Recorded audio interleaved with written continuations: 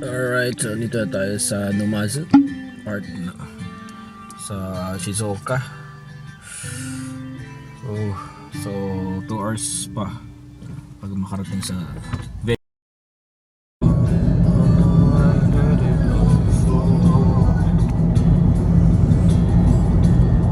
It's so cold when you leave me behind. Love feels so sure. Why? Dito na tayo sa Kanagawa.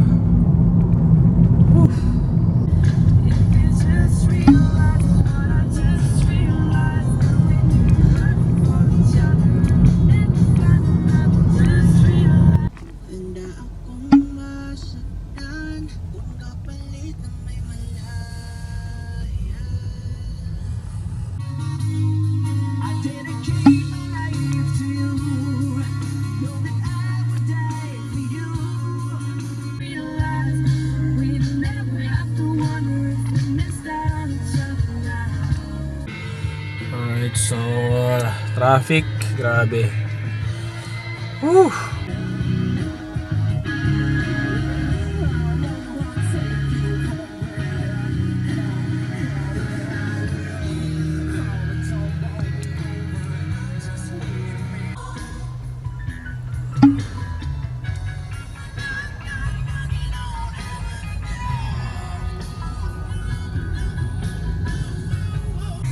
Just like you,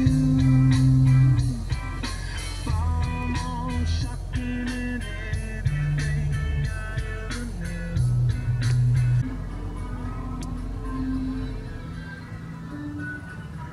knew. Lapit-lapit na tayo. 2 minutes.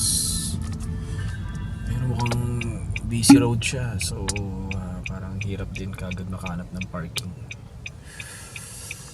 Alright, dito tayo sa Yokosuka, men. Yokosuka, Yokosuka.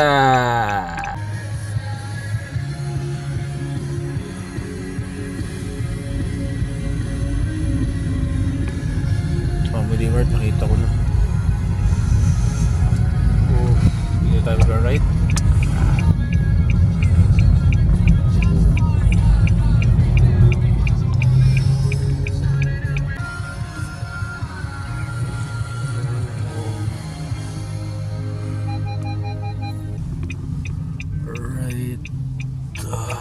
One way, so hirap magtansya ng daan.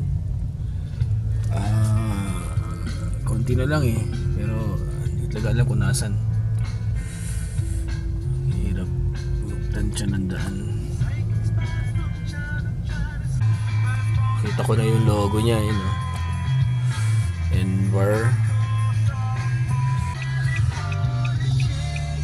Alright, ayun oh. Ayan tayo, men. Yun o, poster natin. Dito tayo sa N-Cafe Bar dito. Okay, finish. Okay, so welcome back to our vlog. Welcome back sa ating matagal lang natenga na vlog. Well, right now we are here sa Yokosuka City. Intro pa lang, medyo may idea na kayo kung ano yung ating gagawin ngayon dito. We have a gig dito sa Yokosuka. Isa sa mga kaibigan natin dito sa Japan, sa N's Cafe Bar and Restaurant. Birthday kasi ni Norlan. Siya yung may-ari nitong bar na to. So happy birthday, Norlan. Yes, nakakatuwa kasi umabot tayo dito. Isa to sa mga bucket list natin, no, na makatugtog dito sa Yokohama, sa Yokosuka, yan sa Tokyo. Thank you Lord talaga sa blessing and of course sa guidance din pagbiyahe ko, pagda-drive dito from Toyohashi papunta dito sa Yokosuka. So hindi biro yun pagda-drive na yun, no, for 6 hours talaga. And talagang tiyagaan and enjoy ko lang yung pagda-drive. Sulit na sulit, bagong lugar, bagong faces. So I'm sure and I'm hoping na masaya itong gig natin dito.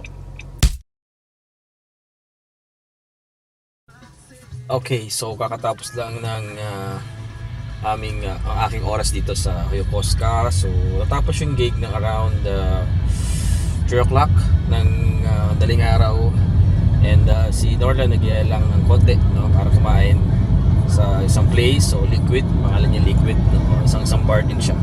So kaya medyo natagalan, and it's already 5 o'clock in the morning.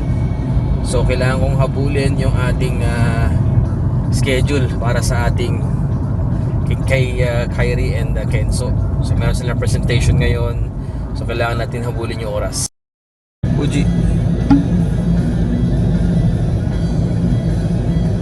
Uji,